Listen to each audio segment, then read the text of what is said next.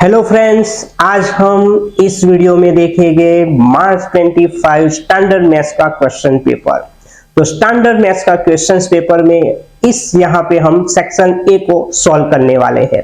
Section A में हमारा first question था, if HCF of 96K is equal to 4 and LCM of 96K is equal to 96 और हमें यहाँ K की वैल्यू निकालनी है।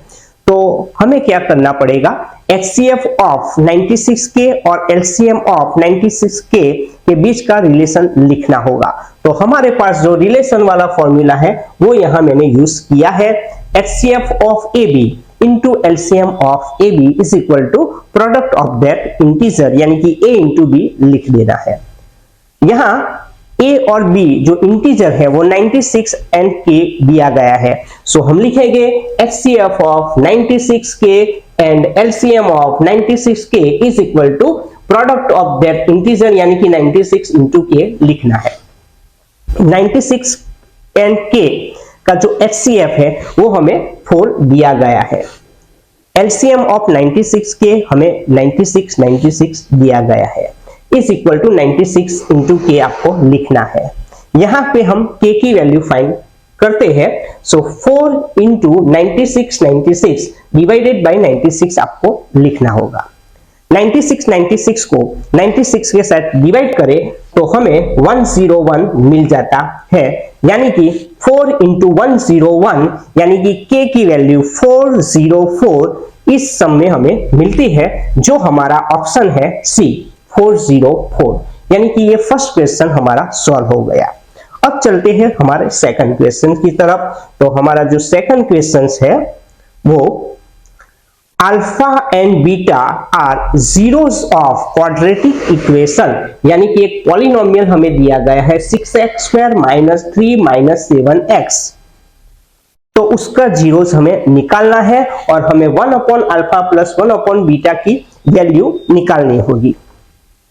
तो फर्स्ट ऑफ क्या करेंगे हम, जो हमें पॉलिनोमियल दिया गया है वो लिखना है 6x² minus 7x minus 3 by comparing with ax² plus bx plus c। तो हमारे पास a की वैल्यू कितनी है 6, b की वैल्यू कितनी है -7, c की वैल्यू है -3, यानी कि a b c की वैल्यू आपको लिख देनी है। अब हम 1 upon alpha plus 1 upon beta को निकालेंगे। तो 1 upon alpha plus 1 upon beta के लिए मैंने एलसीएम लिख लिया है अल्फा इंटू बीटा। उसके बाद मैंने क्रॉस प्रोडक्ट किया alpha into 1 alpha, beta into 1 beta, यानी कि alpha plus beta upon alpha beta आप लिख सकते हैं। सम ऑफ जीरोस की बात करूं तो अल्फा प्लस बीटा का हमारा जो फॉर्मूला है वो -b अपॉन a है, जो हमने यहां लिखा है। प्रोडक्ट ऑफ दिस जीरोस यानी कि अल्फा बीटा वाला फॉर्मूला है c अपॉन a, वो भी हमें यहां लिखना है। So alpha plus beta -b upon a, alpha beta c upon a को कट कर दो, सो -b अपॉन c मिल जाएगा। हमारी जो b की वैल्यू है वो -7 है, जो यहां पे हमने रख दी है। c की वैल्यू मेरी -3 है, जो यहां लिखी हुई है। सो माइनस माइनस प्लस हो जाएगा और प्लस माइनस -7 अपॉन 3, यानी कि इस क्वेश्चन का आंसर -7 अपॉन 3 मिलता है, यानी कि जो हमारा ऑप्शन था ए ऑप्शन वो सही है, -7 अपॉन 3। अब बात करते हैं हमारे थर्ड वाले क्वेश्चन की तरफ। तो थर्ड वाला क्वेश्चन था, if 27x plus 63y is equal to 45 and 63x plus 27y is equal to 135। तो हमें x plus y की वैल्यू निकालनी है। तो ये बहुत सिंपल क्वेश्चन था। पहले तो दो इक्वेशन जो हमारे हैं वो आपको लिखने होंगे। फर्स्ट इक्वेशन है मेरा 27x plus 63y is equal to 45। Second question था मेरा, इक्वेशन था 63x plus 27y is equal to 135। इन दोनों का हमें सम निकालना है, यानी कि 27x में अगर 63x ऐड करूं तो 90x मिल जाता है। उसी हिसाब से 63y में 27y को ऐड करने से 90y मिलता है। 45 में हमें 135 ऐड करने से 180 मिलता है। इन दोनों में से अगर 90 को कॉमन ले लेता हूं तो मेरे पास बचेगा x प्लस y, यानी कि 90 कॉमन ले लो, x प्लस वाई बचेगा is equal to 180। So x plus y की जो वैल्यू है वो 180 अपॉन 90 लिखने से मिलती है। 0 0 कट हो जाएगा, 9 2 18। सो x प्लस वाई की वैल्यू 2 मिलती है। जो हमारा ऑप्शन है उसकी बात करूं तो सी ऑप्शन हमारा रहेगा। अब बात करते हैं हमारे नेक्स्ट क्वेश्चंस की। तो my next questions is if the discriminant of 2x square plus 5x minus k is 81। सो हमें k की वैल्यू यहां निकालनी है। तो पहले क्या करेंगे, ये 2x square plus 5x minus k है, by comparing with ax square plus bx plus c, यानी कि उसकी कंपेयर करेंगे हम ax square plus bx plus c के साथ। तो आप देख सकते हो a की वैल्यू मेरी 2 है, b की वैल्यू मेरी -5 है और c की वैल्यू मेरी -k है। ऑलरेडी हमें डिस्क्रिमिनेंट यहां दिया गया है, यानी कि d इज इक्वल टू हमें कितना दिया है 81। लेकिन डिस्क्रिमिनेंट का फॉर्मूला है b स्क्वायर माइनस 4ac, जो हमने यहां लिखा है उसमें हमें सब वैल्यू रखनी है। b की वैल्यू है मेरे पास 5, a की वैल्यू 2 है और c की वैल्यू -k। 5 का स्क्वायर 25 रहेगा, माइनस माइनस प्लस 4 2 8, 8 इंटू के 8k इज इक्वल टू 81, यानी कि 8k is equal to 81 minus 25 लिखना है। 81 में से 25 को निकालेंगे तो 56 बचेगा, यानी कि 8k इज इक्वल टू 56 रहेगा। So k is equal to 56 upon 8, यानी कि k की वैल्यू 7 मिलती है, यानी कि हमारा जो ऑप्शन है वो C है 7। अब बात करते हैं नेक्स्ट क्वेश्चंस की। तो नेक्स्ट क्वेश्चंस हमारा इस तरह से है, हमें स्टेटमेंट दिया गया है, स्टेटमेंट P और स्टेटमेंट Q। आपको ये क्वेश्चन समझना होगा। इस क्वेश्चंस में लिखा है sum of first n odd natural number is n square, और statement Q sum of first n even natural number is n plus 1। तो इसके लिए हमें पूरा सॉल्यूशन निकालना होगा। तो first n odd natural number हमने लिखा है 1 3 5 7, ये सब नेचुरल नंबर है ऑड टाइप के। तो उसका जो फर्स्ट टर्म है वो a रहेगा। कॉमन डिफरेंस की बात करूं तो 3 में से 1 को निकाल दो तो 2 बचेगा, यानी कि a की वैल्यू 1, b की वैल्यू 2 रहेगी। नाउ सम के लिए हमें फॉर्मूला लिखना है n/2 into bracket 2a plus n minus 1d। इसमें हम सब वैल्यू को लिखते हैं। a की वैल्यू है मेरी 1, b की वैल्यू है 2। सो 2 1 2 लिखा है, n इंटू 2 2n रहेगा, -1 इंटू 2 -2 बचेगा, ये -2 प्लस 2 निकाल दिया। सो n/2 इंटू 2n रहेगा, 2 2 को कट कर दो, सो n इंटू n स्क्वायर रहेगा, जो हमने यहाँ लिखा है। तो ये बात हो गई ऑड नंबर के। जो ऑड नेचुरल नंबर है उसका सम n स्क्वायर रहता है। अब बात करूंगा इवन नंबर की। तो हमारे पास जो इवन नंबर है वो कुछ इस तरह से है 2 4 6 8, ये सब इवन नंबर्स है। इसका भी हमें सम निकालना है। तो फर्स्ट टर्म मेरी कौन सी है 2। इसका कॉमन डिफरेंस की बात करूं तो 4 में से 2 को निकाल दो, 2 बचेगा, यहां भी कॉमन डिफरेंस सेम रहेगा, 2 रहेगा। इसके लिए भी सम निकालने के लिए फॉर्मूला यही यूज करेंगे, Sn is equal to n/2 into bracket 2a plus n minus 1d। यहाँ पे लेकिन a की वैल्यू मेरी 2 है, जो मैंने यहाँ रख दी है। कॉमन डिफरेंस तो यहाँ भी 2 ही रहता है। अब 2 2 4 हो जाएगा, n इंटू 2 2n रहेगा, -1 इंटू 2 -2 बचेगा। सो 2n, 4 में से 2 को निकालो तो 2 रहेगा, 2n प्लस 2 में से 2 को कॉमन लेते हैं, सो n प्लस 1 लिखना पड़ेगा। ये 2 2 कट हो जाएगा, यानी कि n प्लस 1 मिलेगा। यानी कि ऑड नेचुरल नंबर का जो सम है वो n स्क्वायर मिलता है, इवन नेचुरल नंबर का जो सम है वो n इंटू n प्लस 1 मिलता है। यानी कि हमारे जो दोनों स्टेटमेंट दिए गए थे कि ऑड नेचुरल नंबर का जो सम है वो n स्क्वायर है, वो ट्रू है। n इवन नंबर जो नेचुरल नंबर है उसका सम वो भी हमने निकाला, n प्लस 1 है। यानी कि दोनों स्टेटमेंट जो हमें दिए गए थे वो ट्रू है, सही है, यानी कि सी वाला जो ऑप्शन है कि both statement P and Q are correct, तो ये हमारा आंसर था। नाउ 6 क्वेश्चंस की बात करता हूं। PQ and RS are parallel line in trapezium PQRS and PR and QS intersects at point O if OP is equal to 6, OQ is equal to 9 and OR is equal to 8, then OS हमें निकालना है। तो यहां आप देख सकते हैं PQ line और SR लाइन वो सिमिलर लाइन है। हमें OP की वैल्यू दी गई है, OQ की वैल्यू दी गई है, OR की वैल्यू दी गई है और OS की वैल्यू निकालनी है। हमारे पास यहाँ दो ट्राइंगल है। फर्स्ट ट्राइंगल की बात करूं तो वो रहेगा OSR और सेकंड ट्राइंगल रहेगा हमारा OQP। तो ये दो ट्राइंगल आपको लिखने हैं और उसी हिसाब से आपको उसके एंगल भी लिखने हैं, यानी कि OPQ और ORS आप देख सकते हो, OPQ और ORS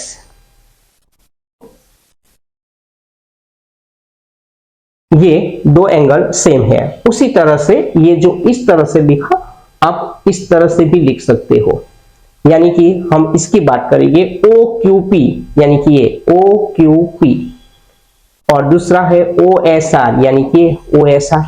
तो आपको ये शेप याद रखने हैं। उसी हिसाब से ये दो ट्राइंगल हमारा सिमिलर हो जाएगा। सो उसकी साइड भी सिमिलर हो जाएगी, यानी कि आप यहाँ पे जो OS था, OS था, उसके साथ आप OQ लिख सकते हो, यानी कि OS अपॉन OQ। उसी हिसाब से आप OP के साथ OR लिख सकते हो, OR और OP लिख दिया।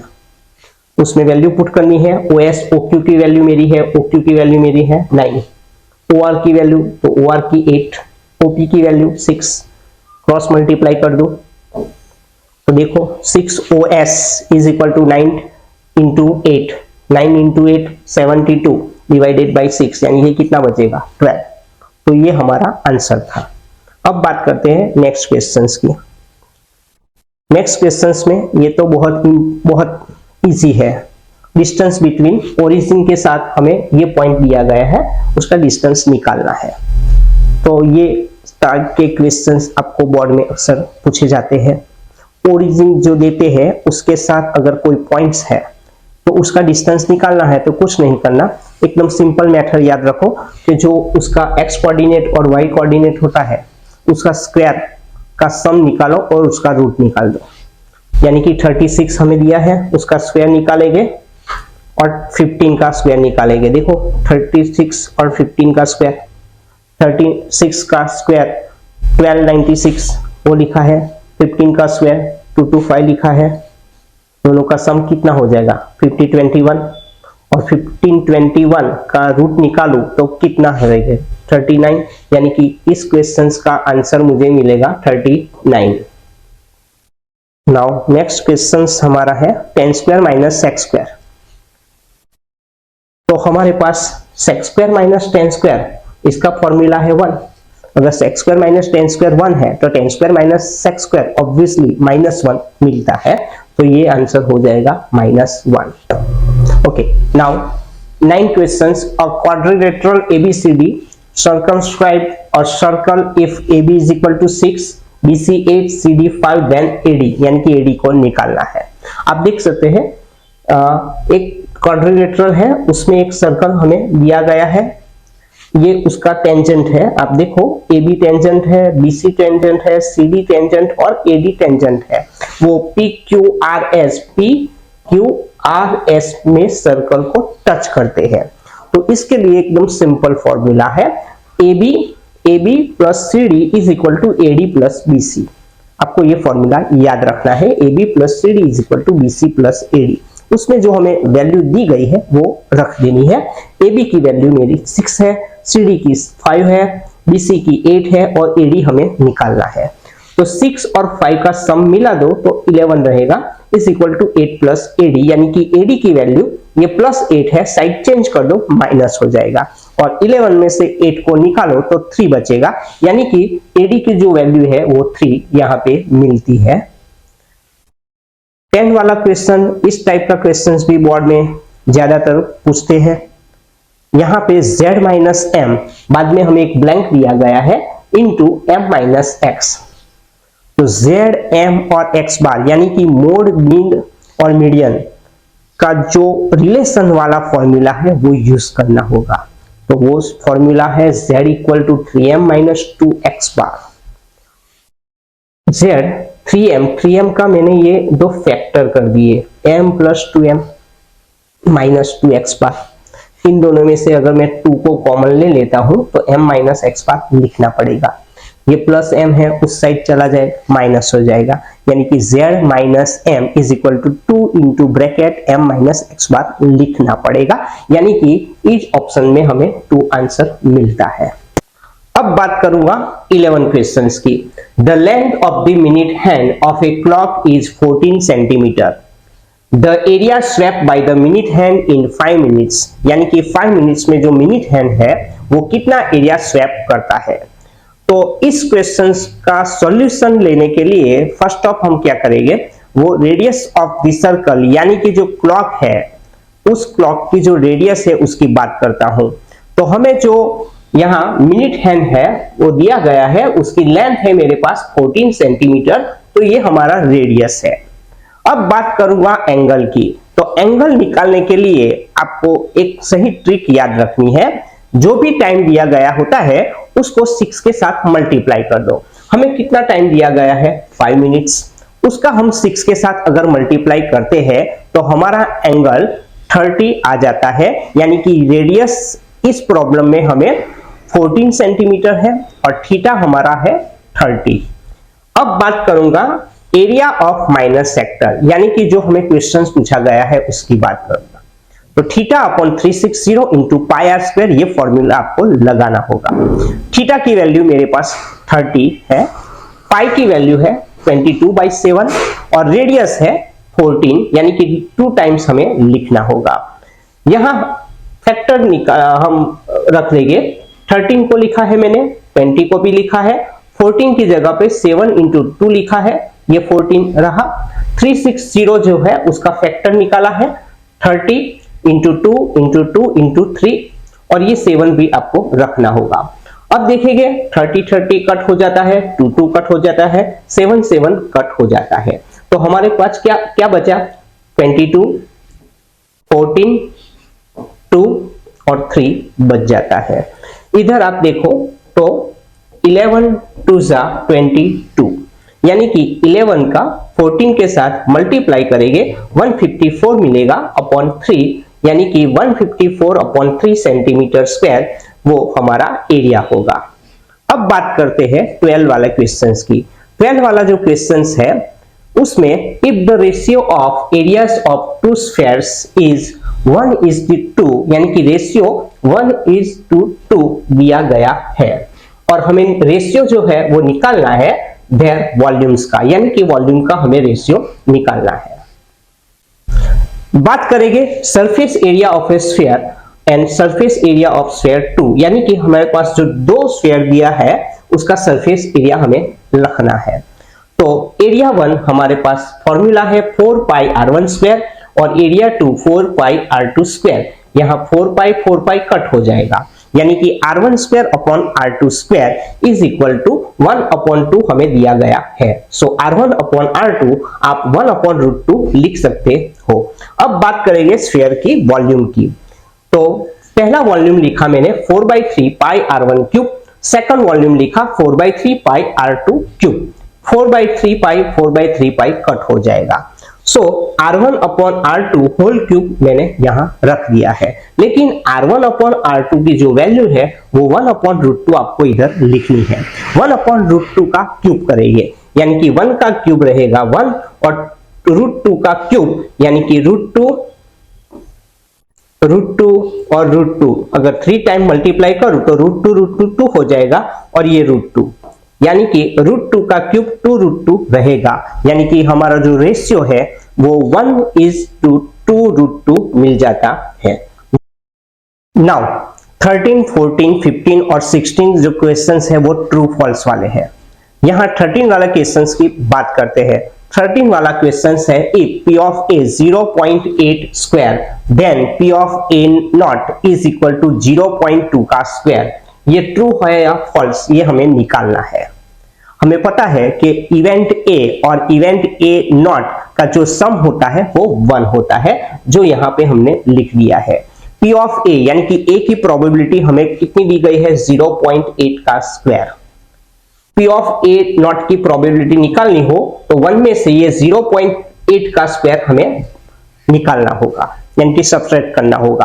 तो 1 में से 0.8 का स्क्वायर 0.64 को अगर निकाल दे तो 0.36 बचेगा, यानी कि 0.36 ये 0.6 का स्क्वायर है। सो P of A नॉट का जो स्क्वायर है वो 0.6 स्क्वायर हमें मिलता है, और हमें दिया गया था 0.2 का स्क्वायर, यानी कि हमें जो सेंटेंस दिया है वो फॉल्स है।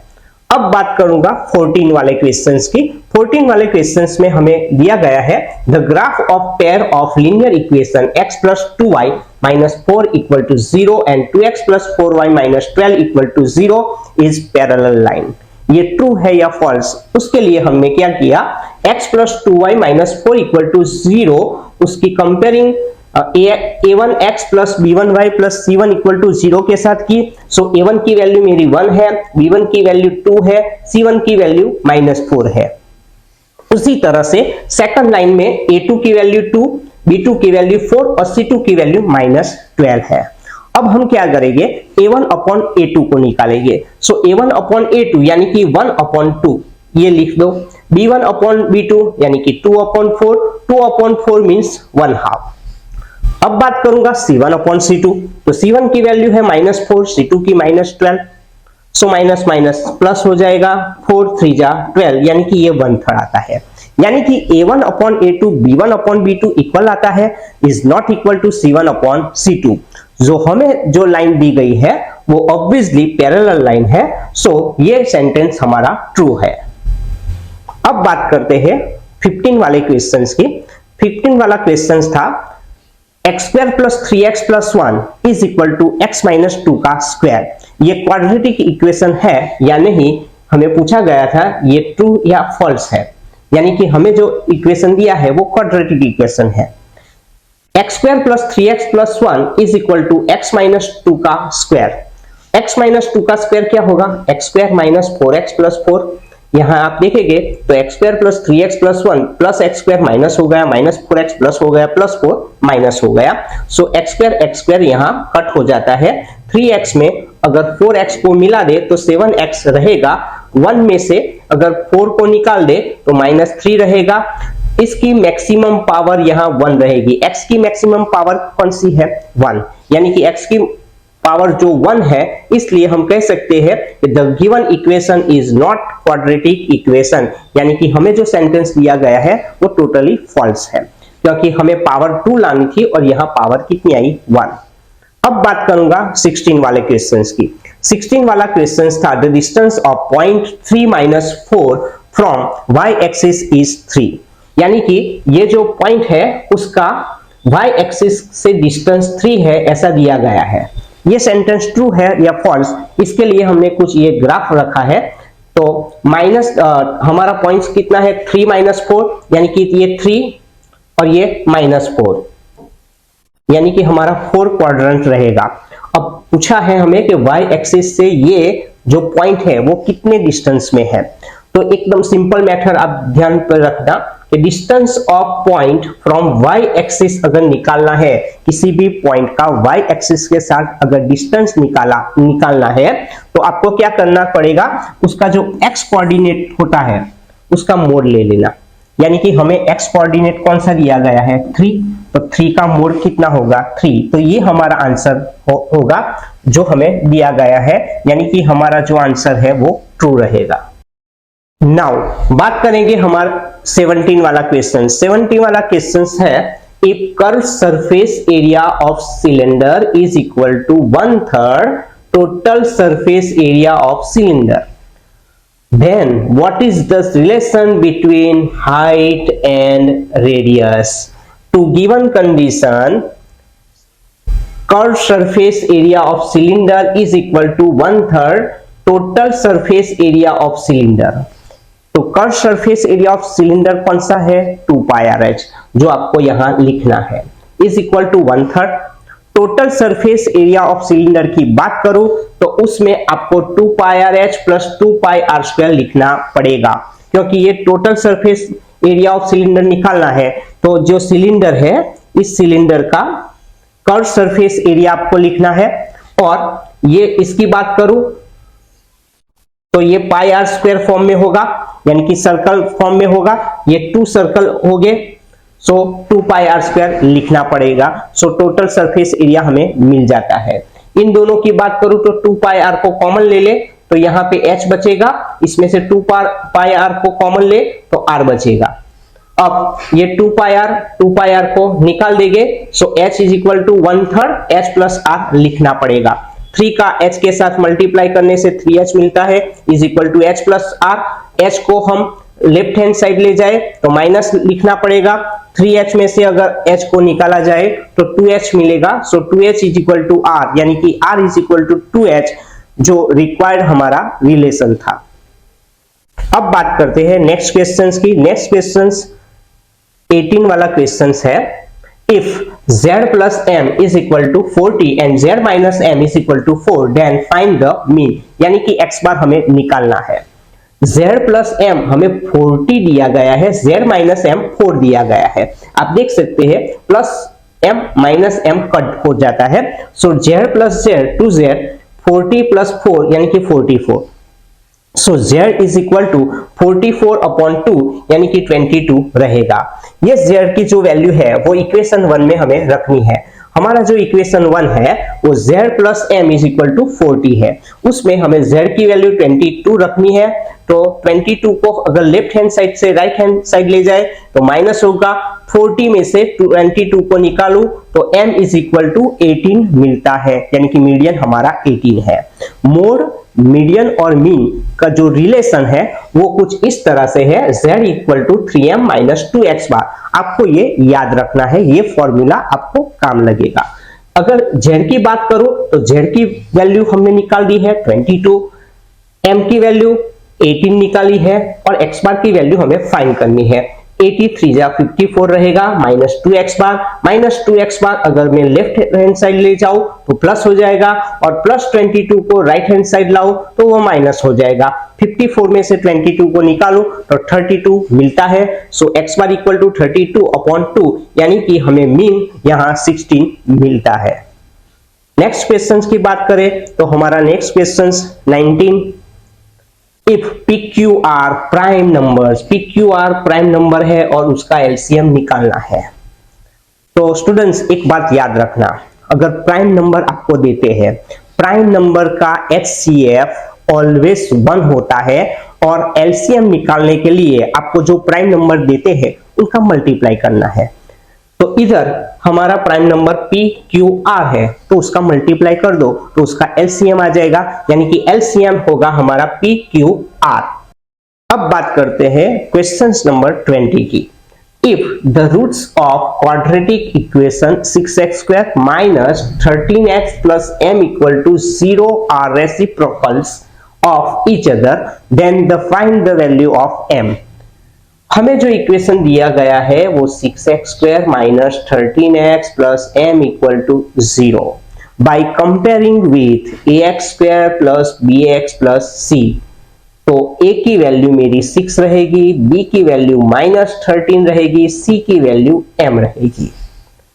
Now given condition, roots of quadratic equation are reciprocals of each other. तो यहां याद रखना, टू गिवन कंडीशन अगर roots reciprocals of each other होते हैं तो याद रखो c is equal to a। c की वैल्यू हमारी कितनी थी, तो इधर आप देख सकते हैं c की वैल्यू मेरी m थी, a की वैल्यू कितनी थी 6, यानी कि इस क्वेश्चन का आंसर m इक्वल टू 6 रहेगा। अब बात करते हैं 21 वाले क्वेश्चंस की। 21 से लेके 24 तक के जो क्वेश्चंस है वो मैच द फॉलोइंग पेयर्स के हैं, यानी कि हमें मैच करना है। तो इधर दो टेबल की बात करूं तो 21 और 22 क्वेश्चंस की। 21 वाले क्वेश्चंस में एक पॉलिनोमियल दिया गया है x क्यूब प्लस एक्स और उसका यहाँ जीरोस दिया गया है। तो x cube plus x square आप देख सकते हो, x cube plus x square में से अगर मैं x स्क्वायर को कॉमन ले लूं तो मेरे पास x प्लस 1 बचता है, यानी कि यहाँ दो जीरोस हमें मिल जाते हैं। सो p of x x cube plus x square के दो जीरो मिलते हैं, यानी कि 21 वाले क्वेश्चन से बी आंसर 2 आंसर आता है। अब बात करूं x क्यूब माइनस एक्स की, तो x क्यूब माइनस एक्स में से x को निकालूं तो x स्क्वायर माइनस 1 बचेगा। अब देखते हैं x square minus 1 means x plus 1 x minus 1, सो 1 2 और 3 यानी कि 3 जीरोस हमें मिलते हैं। x क्यूब माइनस एक्स के 3 जीरो मिलते हैं, यानी कि सी ऑप्शन रहेगा। अब बात करते हैं 23 वाला क्वेश्चंस। ये क्वेश्चंस ट्रिगोनोमेट्री में से पूछा गया था। tan theta into cos theta, tan theta into cos theta की वैल्यू कितनी है? तो tan थीटा का हमारा फॉर्मूला है sin theta upon cos theta into cos theta. तो cos थीटा कट हो जाता है तो sin थीटा मिल जाता है, यानी कि 23 का आंसर रहेगा सी। अब बात करते हैं 24 वाले क्वेश्चंस की। cos square minus sin square theta हमें पूछा गया है, तो आप देख सकते हैं cos square theta minus sin square theta की यहाँ वैल्यू रख देते हैं 1 माइनस cos स्क्वायर थीटा। सो cos स्क्वायर थीटा माइनस 1 और ये माइनस माइनस प्लस हो जाएगा cos स्क्वायर थीटा, यानी कि cos square theta 2 cos square theta minus 1 रहेगा, यानी कि 24 का आंसर ए रहेगा। तो इस तरह से आप ये मार्च 25 का जो स्टैंडर्ड मैथ्स का क्वेश्चंस पेपर था उसका सेक्शन ए सॉल्व कर सकते हैं। अगर आपको ये वीडियो पसंद आया है तो इस वीडियो को लाइक करना, अपने दोस्तों के साथ, फ्रेंड्स के साथ, रिलेटिव के साथ शेयर करना और हमारी चैनल को सब्सक्राइब करना।